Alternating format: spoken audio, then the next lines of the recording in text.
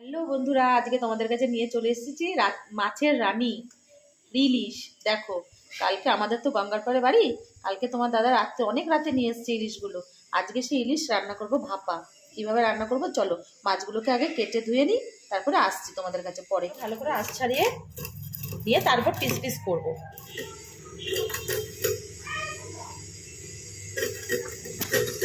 মাছগুলো বেশি বড় না, তাও তো ইলিশ।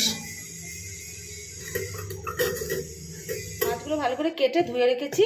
এবার আমি নিয়ে নেবো শিলে সর্ষেটা ভালো করে বেটে নেবো।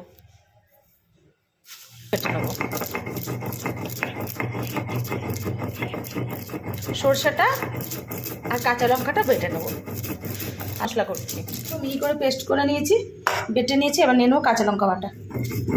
কাঁচা লঙ্কাটা ভালো করে বেটে নেবো, ভালো করে বেটে নিয়েছি আর তুলে নেবো।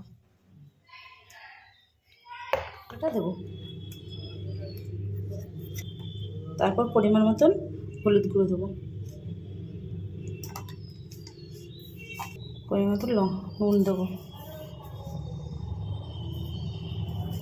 দিয়ে মাছটাকে ভালো করে মাখিয়ে নেব।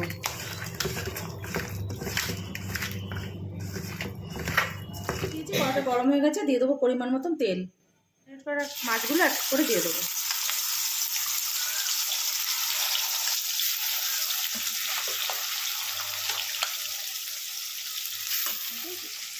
মশলা ধোয়া জলটা দিয়ে দেবো।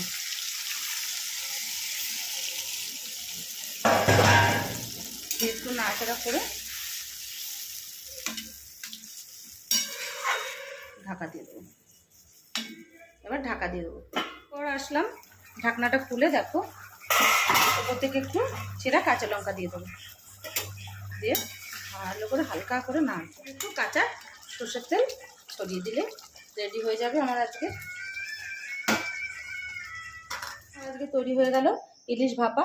তোমরাও ওইভাবে বাড়িতে ট্রাই করো। যদি ভালো লাগে আমার চ্যানেলটাকে একটু লাইক শেয়ার কমেন্ট করো আর সাবস্ক্রাইব করতে ভুলো না।